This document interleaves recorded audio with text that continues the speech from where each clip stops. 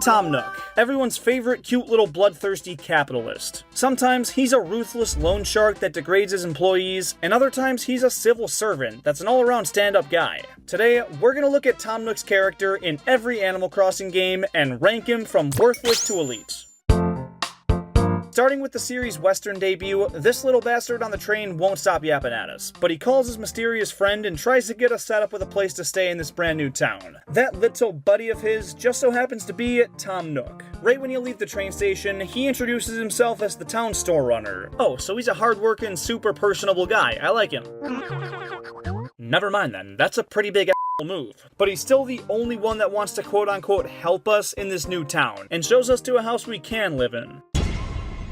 He said this place was cozy. We go back out, he monologues about everything we need to know about the town, then gives us the price, and makes it seem like he's doing us this big favor by lending us this house, because people with no money can't buy a house. Hang on, I don't know what country this game takes place in, but I just gave you 1,000 bells, and the house cost 19,800 bells. A conventional home loan for a primary residence here in America requires a minimum 5% down payment, and since he knows we're moving in there and is a real estate investor himself, he knows this all too well, and $1,000 is well over 5% of 19,500, so this is actually right in his price range. Sign me up for a house that f***ing cheap, but still, he's not really doing us a favor. He's doing what any bank in America would do if he had a decent credit score. But he's still the good guy, don't you know? Come work for my store to pay off your debts, brokey. He scolds us for showing up late to work when we literally headed right over there, makes us change in front of him, and makes us do landscaping work for the store out in the smoldering sun. From that point on, you're basically his bitch, and he has all the power over you until your loan is paid off. And once it is, he offers you home expansions for additional payment. But if you don't want any of that, you're a free man, and Tom Nook doesn't own your ass anymore. He still runs the store, and you can sell items you find to him, and he'll buy just about everything, which is extremely helpful. He's not a very good person in this game, but his usefulness is undeniable. He's the tutorial, has a real estate empire, and runs an ever-expanding store, so I gotta put him up in elite.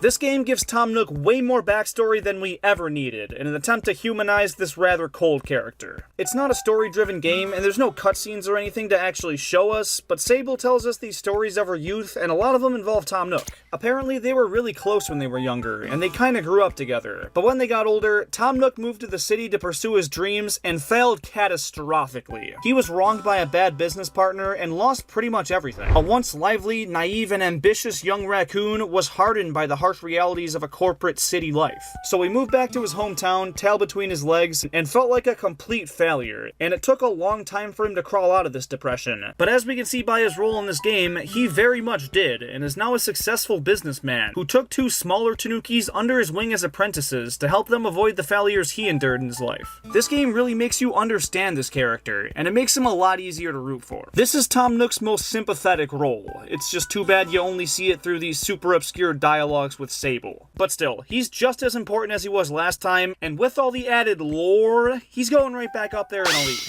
Can we stop glazing this guy, please?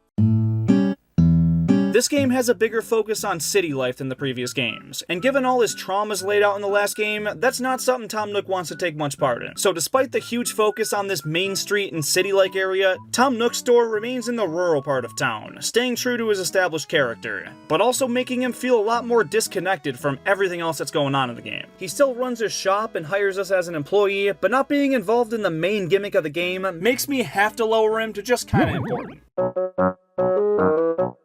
New Leaf marks one of the biggest shifts to Tom Nook's character in the entire series. He takes off that nasty old apron and puts on a sweater. No, he decides to full-on dive into real estate, and leaves his general store to his adopted sons Timmy and Tommy from the start. This is the first time his store really has much competition too, thanks to stores like Kix and especially retail entering the fray. Tom himself starts the business Nook's Homes, where he handles the construction, expansion, and renovation of homes throughout the town. And this time he lets you pick the exact spot you want to put your house in, which is a big plus. But this incarnation of him is a lot less prominent than before. He's just not seen all that much. He doesn't greet you at the beginning beginning when the rest of the town does. He doesn't make you work for him, and he's only really seen when you want to upgrade your house. He also loses the role of unofficial series mascot to the new character Isabel, who's a much friendlier face that fits a series of feel-good games a lot better. But that's a pretty big step down for him, and it's worse because you get even more power over him thanks to your new position in government. Civil servant my ass. You answer to me now. The power balance definitely shifts a little, but we're still in debt to him as long as you want to keep making your house bigger, and his full-on real estate venture is a pretty positive step forward for his character. But in terms of usefulness, I gotta put him in kinda important.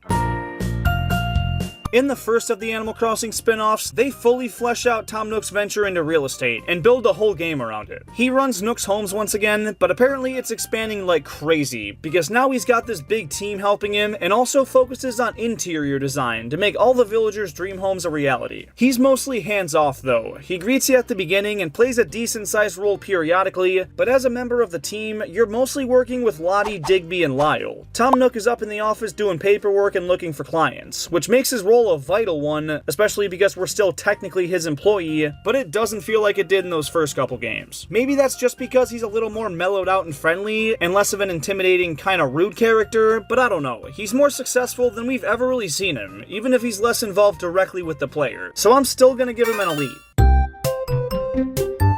This disgusting game does feature Tom Nook's first ever playable role, and that's normally a really good thing for these rankings, but when gameplay involves walking around a board and rolling a die, I just can't give him that much credit. He's about as involved as he could be in a crappy party game, but being built around the use of amiibo, and his not being bundled with the game like Isabel and Digby's, makes him basically a DLC character. And even with the amiibo, this is the least integral he's been to any Animal Crossing game to date. Worthless.